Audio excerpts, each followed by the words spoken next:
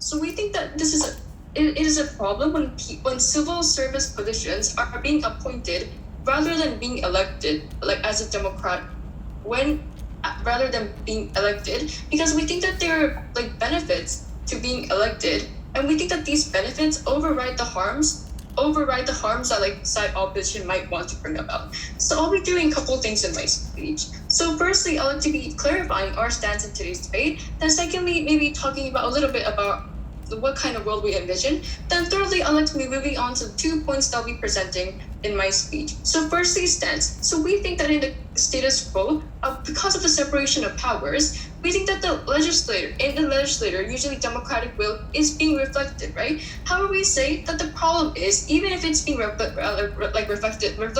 on like paper policies, we think that this isn't really being done, right? Like done actively. So we don't think that at the end of the day, when it's not really being done like actively, we think that there should be more democratic will being reflected in the legislators. So for example, how we're going to do this is we're going to make sure that the administration and executive also has this kind of also are being elected to make sure that we have more democracy than the status quo. Secondly, model. So we think that unlike what opposition is going to talk about, we're going to say that we're going to make these heads of civil service positions going to be elected through things like citizen voting. Unlike what opposition might talk about like maybe presidents or prime ministers appointing these positions to people that they're close to, or like people that are famous or something like that, right? So we think that like with those things very clear, we think that our burden of proof is to make sure to prove why democracy is much better on ours, the House, compared to everything that opposition might say, right? So we think that when we are able to sufficiently prove this, we already take today's debate. So 2 points I'll be mentioning in today's debate. So firstly, about the enforcement of the democratic will. So we think that in a legislative process, people can vote, but we don't think that this is reflected enough in the status quo. So we think that we need a stronger check and balance system. So we think that one of the best ways to do this is to make sure that these as executives in civil service positions also are given the right to be elected, right? So we think that for example, take the status quo in which labor bureaucracies are not really working in in Asian countries like Japan or China, or in Korea, where many young people, despite the existence of labor laws, or despite existence of you have to work until 9 or 6, many people are still overworking, many people have a lot of stress, and many people are committing suicide. So we think that when you notice that labor democracies aren't really working effectively, we think that people have the right to choose the representative that they want to be represented by, right? So we think that this is an analogy to prove why this should be justified is things like civilian control in the military head, right? So in Japan, for example, we only allow a citizen to be in control of in head of a military, because we think that there's a necessity for democratic will to be reflected in militaries, right? So we think that this motion is only an extension of the status quo, only an extension of a citizen's right to choose who they want to be represented by, especially considering how there's a severe power difference between the civilians and these civil service head positions. We think that it's very important for these civilians to make sure that they can choose who's best for them, because not only do they have a right to do so, also because of the severe power imbalance, if something goes wrong, then these very vulnerable citizens who don't really have much of a say are going to be negatively affected. So why are people being appointed by the government or by the prime minister so harmful in the first place, right? So we think that when people are being appointed, it's usually by the prime minister or by the president. So for example, Trump appointing his own colleagues or white famous men to office, or usually there's a lack of representation of minorities or females, right? So we think that when this is the case, there should be a lot more democracy. There should be a lot more diversity. We think that election brings this kind of diversity because citizens are much less likely to be as discriminatory or as one-sided as just one administration, which is usually the president or the prime minister, right? So we think that we can have a lot more diversity. We can have more reflection of the citizens' views because they are the ones that are going to be suffering as a result of who's going to be elected. But secondly, we think that we can have a better accountability of politics, right? So we have 2 points here. Firstly, we think that we can have better accountability because we will have better campaigns on ours, the House. So why is this the case? We think that when politicians, not politicians, but when these like civil service position leaders understand that they have to be elected in order to be in the position in the first place, then they would be incentivized to make better campaigns, like make sure that what they say is something that they would actually do. Because if they don't do that, then they wouldn't be elected. So if they say in their campaign that like they're going to make the welfare system for old people or like make the education system for young people much better, then that's something that they have to do. Because if they don't do that, they won't be elected. So we think that they not only do they have an incentive to do so, but they also have this responsibility to make sure that these jobs are being done in the first place. But secondly, we think that because there will be a lot more like simple explanation of the kind of policies that they will be implementing, because they obviously want more voters, and they have to make sure that what they're doing is something that people can understand. So they would make sure that like everybody would be able to understand what they're catering to, which leads me on to my second point as to why there will be more participation of voters on our House. So we think that one big problem happening on in the status quo is political apathy. Usually because of 2 things. Firstly, because there isn't much good politics in the first place. But secondly, because people don't really feel the need to vote because they can't really choose in the first place, right? So we think that once we make sure that we have better politics or better campaigns on ours, the House, then there will be less political apathy, and there will be a lot more voters to make sure that we have a lot more democracy, more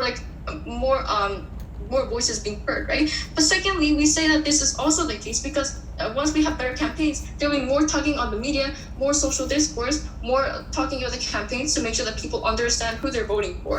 We think that in the short term, opposition might say that people don't know who they vote for, but in the long term, we think that people will be able to rationally choose whom they vote for. So we think that at the end of the day, because people have a right, because it's only an extension of the status quo to make sure that there is enforcement in the democratic will. But secondly, because we can have better accountability of these people in high positions, we're so proud to propose.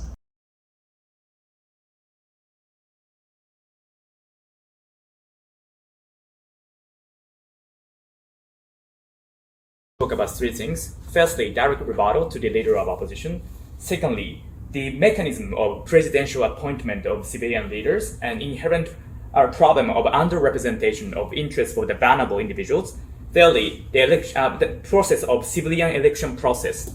So first of all, independent rebuttals to the leader of opposition. 2 rebuttals.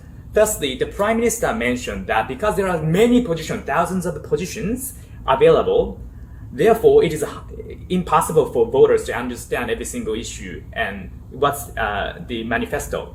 I think same problem also applied to election of politicians in general. It's a very procedural issue. We are happy to have different election time for different position. We are happy to have region by region constituency. If they think the electoral process or democratic process is really complicated, then they deny the suffrage in general, and that is very illogical statement. Secondly, under our model, the candidates will prioritize winning the next election rather than providing the clean water. That's opposite. In order to win the election, the candidates have to make sure that the clean water is available. The basic rudimentary utilities are available for citizens. Otherwise, they will lose the next election. That specific trade-off does not happen under our model. Moving on to the second issue is about the mechanism of presidential appointment.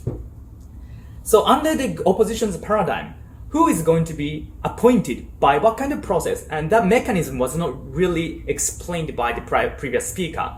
On 2 levels. 1, the personal relation with Prime Minister or President or the faction inside ruling political party could be the criterion by which people are elected as a head. Like there's a hierarchy or dynamics inside the ruling political party, whether Republican or diplomat. Oftentimes, those who belong to mainstream faction inside a political party or those who have personal relationship with the leader or the cabinet member are likely to be elected. And oftentimes, it is very likely that those people are male, white, elite, and sharing similar socioeconomic background as prime minister. Or parents are the politicians, so they are intergenerationally politicians, thereby sharing the many similar interests. We accept exception exists, but in vast majority of cases, privileged individuals inside the system are likely to be elected as a head in leader. Therefore, in the process of implementing the policy and bill, the will of disenfranchised individuals are underrepresented systematically. Secondly, especially when it comes to implementation of policy, these heads prioritize corporate interests over labor interests, and that trade-off is very serious. My Prime Minister explained that regulation on working time, layoff, parental rights, or recruiting process exists but insufficiently implemented right now in the status quo. Because, for example, economic union or large companies or multinational companies lobby to the head of labor bureau and they prioritize corporate interests rather than labor's interests. Many policies and regulations are insufficiently executed right now, as a result of which younger employees commit suicide because of overwork, and karoshi is happening right now, and harassment is not prevented. The only response from the other side of the house is one example. When the head engaged with embezzlement, that person was fired. And that was very extreme one case of crime. We are talking about more gray zones in which people do not have active incentive to pass policies or implement policies to defend defenseless, voiceless, disenfranchised laborers. And therefore, even if the head of leaders do not make an active position, they are not fired as long as they are liked by the leader in a ruling political party. So the conclusion is we see an urgent necessity to introduce civilian control over the powerful civilian positions. Presidential appointment enriches this structural problem. Secondly, the solution, how our world deals with the problem that this problem. And what the leader of the opposition explained is insufficiency. If we elect a leader by democratic process, that's very insufficient. That is good. We are happy to sacrifice efficiency. Because under the gaze of efficiency, accountability for those in need are deprioritized and almost forgotten. For example, there are many regulations dealing with the women's rights in workplace, or discrimination against LGBTQ in school and recruiting process, or medical treatment to racial minority. And those are insufficiently implemented. Even though it is inefficient, it's better and much more important to carefully choose a leader and fulfill the democratic accountability for voters. And if the leaders are negligent, we voters have a right to lay off and fire those leaders. And that is a reciprocal right that we have. Because we voters receive effects and effects of the policy implementation. Reciprocally, we have a right to choose what kind of leader we subscribe to. On a second level, there are many concerns exemplified by the other side of the house. People do not have literacy. People cannot understand. There are many different complex issues related to implementation of policy. One, that's short-term problem. That's transitionally aspect of civilian democracy. For example, in long time ago, women didn't have a right to vote. The suffrage was given to them in a half century ago. In initial stage, maybe female voters didn't have much idea about political system and democratic structure. But as time went on, people gained literacy. People understood the core issues of election, and now many people cast a vote regardless of their literacy, regardless of their backgrounds. In a long term, the problem is very marginal. Secondly, the lack of discourse is a problem under their model as well, because people do not know about bureaucracy. People do not know about the policy implementation process. And that's happening even under model. The only solution is to activate democracy. The only solution is to incentivize candidates to explain their manifesto, simplify the procedure so that voters will understand them. Under our model, we can galvanize democracy to have a better discussion, better media exposures. Media company will broadcast about the candidate's background and what manifesto they are advocating for. And through that process, the democratic political dialogue will be even more activated compared to the opposition's paradigm. Hence, we can, in a long term, voters have a better and clearer idea about the system of democratic process and the bureaucracy and the social structures and welfare procedures and so on.